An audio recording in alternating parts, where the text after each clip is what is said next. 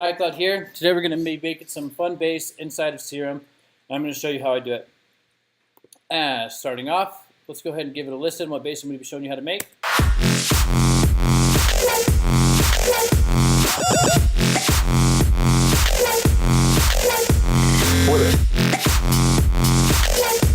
So it's this style of bass here. You can hear it. Alright, I'm going to make it without any of the post-processing on it, so it might sound just a little bit different at the end, but you can look at my post-processing chain. It's very, very simple. Okay, so let's get cracking on this. It's really quite easy, just kind of a hollowish sound. We'll go ahead and click this up. We'll initialize this and just create any. So it's going to be just basic shapes, 2 saws, very simple, and we're going to be using going to the flanges, we're going to be using a phaser filter. That's honestly where a lot of the sound comes from besides the FM. So let's get cracking.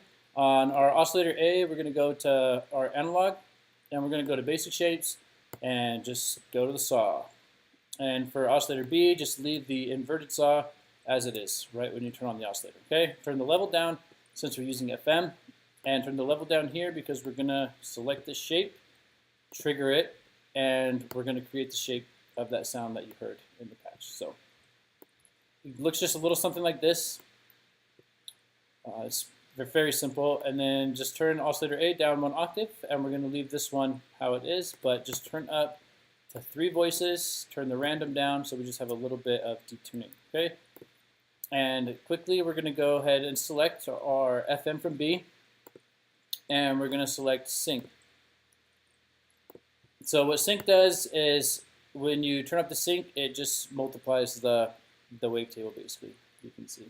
So when you combine that with frequency modulation, it gives it a really cool sound. It'll make it actually go up in pitch, which I find really fun. So we'll put it about there for now, and we'll modulate this and start getting all of our sound. So slap these on, just very minimal on this one. Just barely gonna turn it up. Let's mess with our effects a little bit, kind of get the basis of how we want our effects before we start previewing the sound. So turn the hyper down, the size on the dimension, turn that down quite a bit, and turn the mix up just to about 33% should do it for us. We're going to be using distortion. This is going to be tube distortion. Go ahead and move this over just a little bit. So this is the fader between high pass and low pass, or if you're distorting the highs or the lows or whatever on the distortion. Okay, turn the mix down just a little bit. Click on the compressor, bring the compressor up, and slap multiband right there. Hit that button and crank this gain up a little bit. That's basically just an OTT. So you can turn the master down a little because we just cranked the gain using our compressor there. And select the equalizer.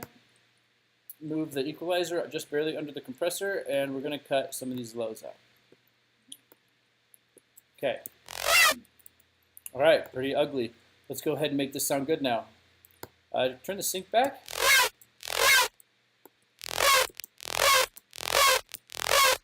Pretty easy, as you can see, we got here in no time. Select key tracking, and then make the sound mono.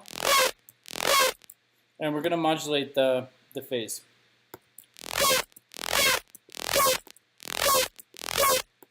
Turn the drive up.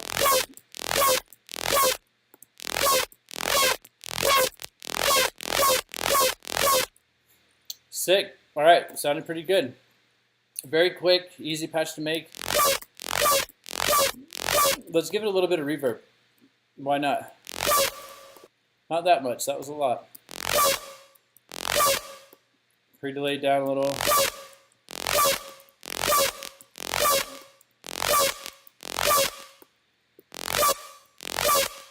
All right, cool. I like flangers. I use them so much, but so subtly that a lot of the time you can't even tell that it's there. So watch me mess around with the flanger a little bit, and you can see what it does to the sound.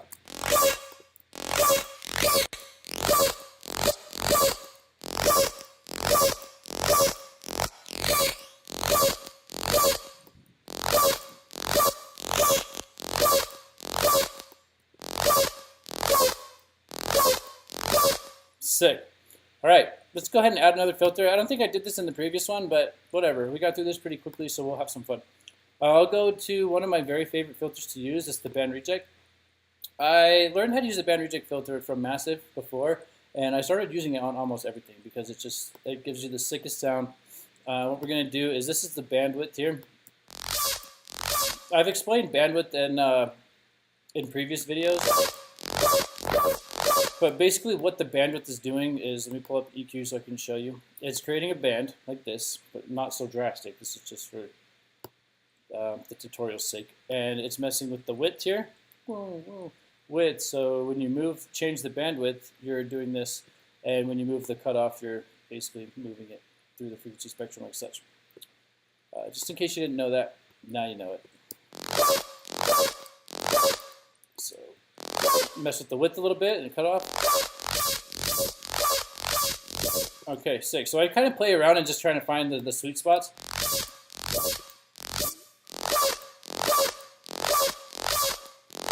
Turn the drive up. Mix down.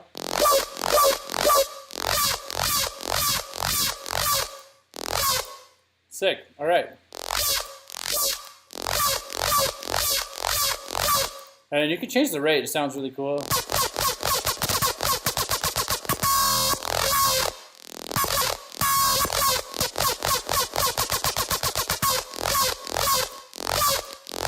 Sick. Now you can sound like iCloud.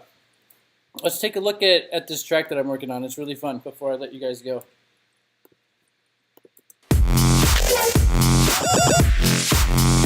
Chemical.